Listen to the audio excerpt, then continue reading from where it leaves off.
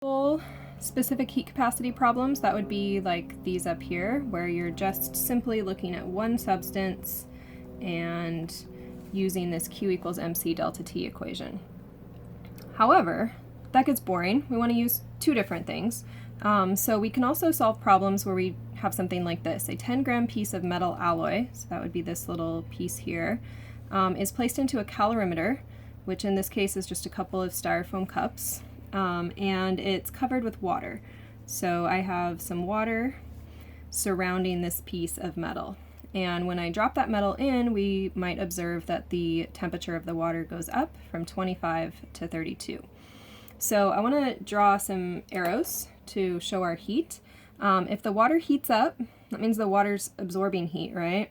And it had to absorb it from somewhere. So if you can wrap your brain around it, the metal must have been hot when we dropped it in, and the metal has heated up the water. So there's heat going from the metal into the water. So if I can think about the metal, and I'm going to call the metal the system, kind of like we might have a reaction be like the system, the metal is losing heat, so we know that that means it's going to have a negative sign. And then the surroundings is the water, ignoring the styrofoam and the air and all that because we assume it's perfectly insulated. When you go on in chemistry, we'll get rid of that assumption. But the surroundings then absorbed some heat, so that's a positive Q. As a side note here, we have to conserve energy. The law of conservation of mass and energy holds true here. So whatever heat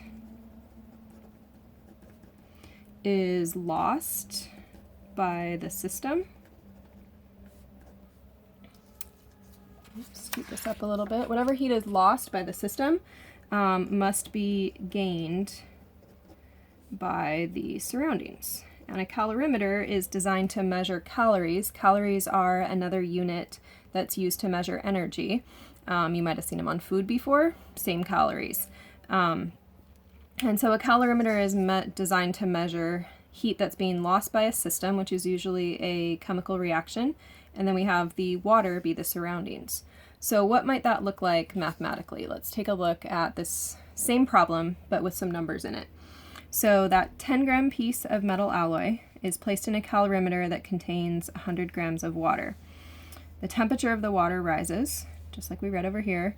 What is the quantity of heat, that's Q, lost by the metal alloy? So we know the metal is going to have that negative sign on its heat when we're done. So I have a couple things going on here.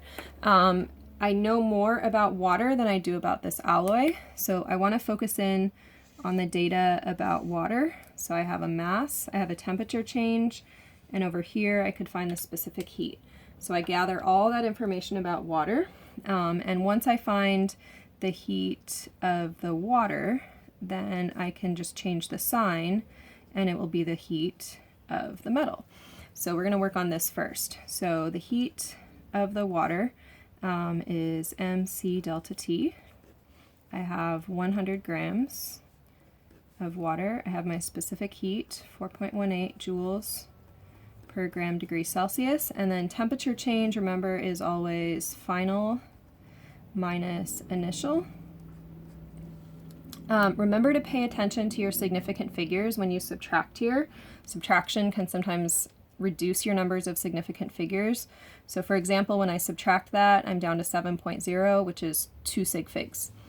So once I multiply that and I write it with correct significant figures, that would be 2,900 joules, or if you want to put it in scientific notation, 2.9 times 10 to the third joules. And that would be the heat that the water, remember, absorbed, right? So the water has a positive sign on it. I can take that, and whatever was lost by the system is gained by the surroundings. So whatever was gained by the surroundings was lost by the system. The heat of the metal will be negative 2,900 joules. And that's what we were looking for, was the quantity of heat lost by the metal alloy. Key thing in this problem is what I highlighted in pink. If you're going to find heat of water, make sure every piece of data is for water. don't get distracted by random masses or temperatures of the other substance that's present.